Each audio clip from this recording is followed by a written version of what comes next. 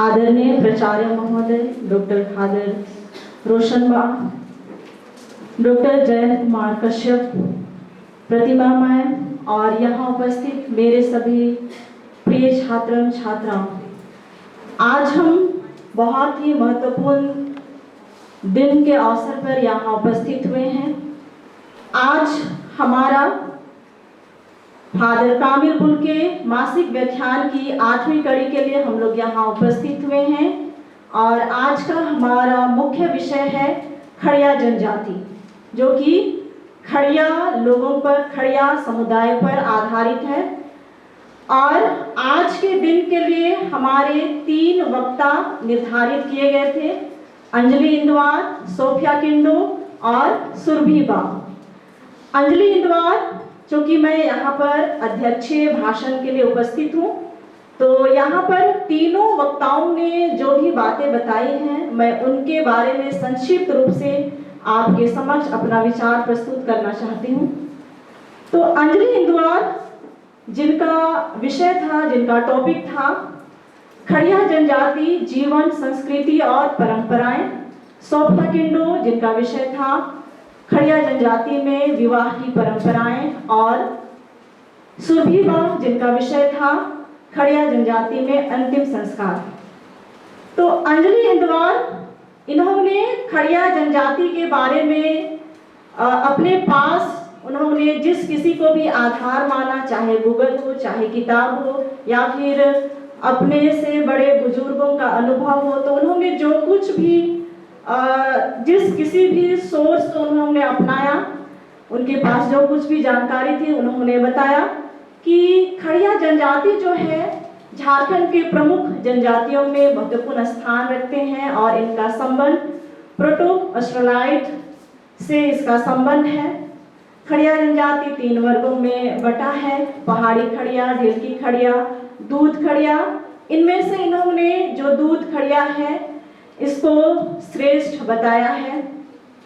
इन्होंने इनके बारे में ये भी बताया कि तीनों जनजाति आपस में विवाह नहीं करते। कोई एक जनजाति गोत्र अलग हो सकते हैं, लेकिन अगर जो पहाड़ी खड़िया है वो पहाड़ी खड़िया के जनजाति समुदाय से ही विवाह करेगा। इसी तरीके से ढिलकी, इसी तरीके से दूध खड़िया भी। तो इन्होंने ये भी बताया कि जो आपका खड़िया जनजाति है, इनका मुख्य स्थान झारखंड है और झारखंड में आपके जो सिमडेगा जिले हैं प्रमुख स्थान है। इनका मूल स्थान रोहतासगढ़ है। इन्होंने विवाह की परंपराओं के बारे में भी, कई तरह के विवाह के बारे में भी बताया है। सोफिया किंडो, जिनका विषय था खड़िया जनजाति में विवाह की परंपराएं, इन्होंने विस्तृत जानकारी दी है कि किस तरह से खड़िया जनजाति के लोग बाहर से यहाँ पर आए, मध्य एशिया से होते हुए ये भारत यहाँ आए और रोहतासगढ़ को इन्होंने अपना गढ़ बनाया।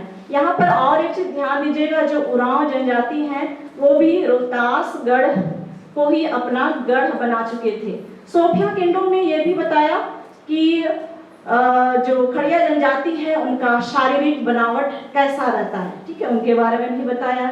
गोत्र के बारे बताया, शायद हमारे लिए ये नई चीजें हो सकती है। गोत्र, टोटम, है ना, गोत्र अलग है, टोटम अलग है ना। टोटम जो है एक तरह का गोत्र जो है एक तरह का प्रतीक चिन्ह है, टोटम ही प्रतीक चिन्ह है। लेकिन टोटम जो है हम लोग पशु पक्षी या फिर जीव जंतु हैं या फिर पेड़ पौधे हैं उसके आधार पर रखते हैं, और जिसको हम लोग टोटम मानते हैं उसको हम लोग हानि नहीं पहुंचाते हैं, यानी कि उसको हम लोग मारते नहीं हैं, खाते नहीं हैं, ठीक है।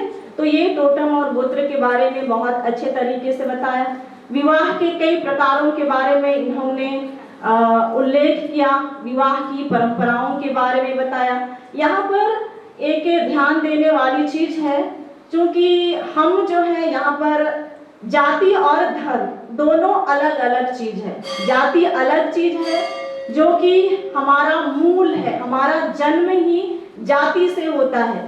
धर्म इसको हम लोग बाद में अपनाते हैं। तो जो सोफिया ने विवाह की परंपराएं बताई है वो आपका आदिवासी ईसाई से संबंधित है ना। तो जाति मूल है, जाति कुछ भी होगा, जाति ज्यों का त्यों वही रहेगा, लेकिन धर्म कुछ भी हो सकता है।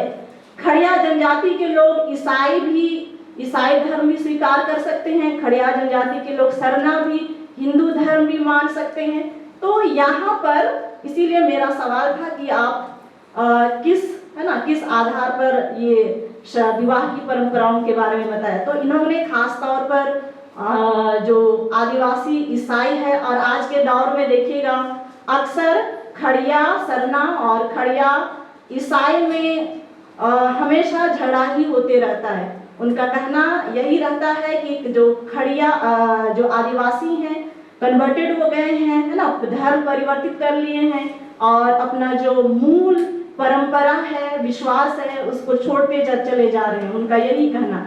तो चूंकि अधिकतर यहाँ पर हम लोग सिमडेगा की बात करें तो हम लोग अधिकतर ईसाई धर्म को स्वीकार कर लिए हैं, हिंदू धर्म को स्वीकार कर लिए हैं। तो सोफिया जो बताया वो आपके ईसाई धर्म के अनुसार, ठीक है। फिर है आपका सुरभिवा खड़िया जनजाति में अंतिम संस्कार के बारे में उन्होंने बताया, संक्षिप्त रूप में बताया। तो खड़िया जनजाति में शव को दफनाने की प्रक्रिया चलती है, छाया उतारने की परंपरा चलती है।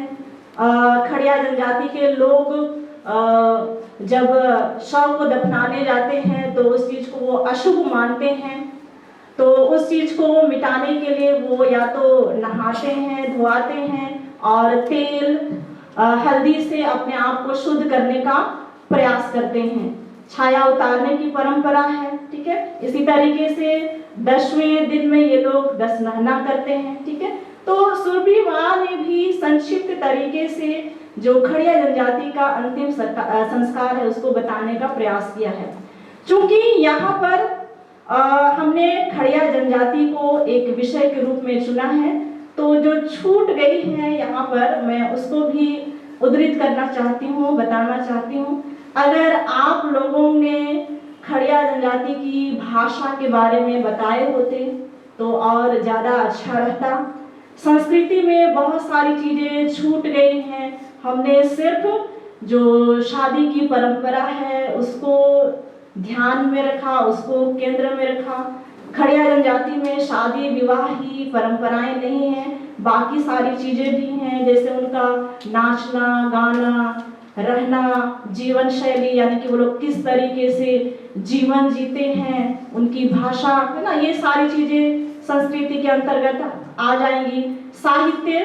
साहित्य के बारे में भी शायद थोड़ा सा अंजलि ने रोज करकेटा के बारे में बताने का प्रयास किया। रोज करकेटा खड़िया जनजाति की बहुत अच्छी लेखिका रही हैं, अभी तो नहीं है वो, उनका देहांत हो चुका है, तो बहुत अच्छी लेखिका रह चुकी हैं, ठीक है।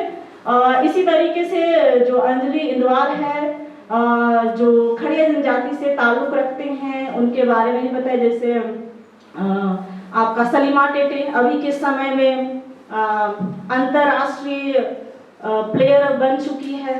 तो कुल मिलाकर अगर मैं कहूँ अध्यक्ष भाषण में तो बहुत सारी चीज़ों को यहाँ पर समेटने का प्रयास किया गया।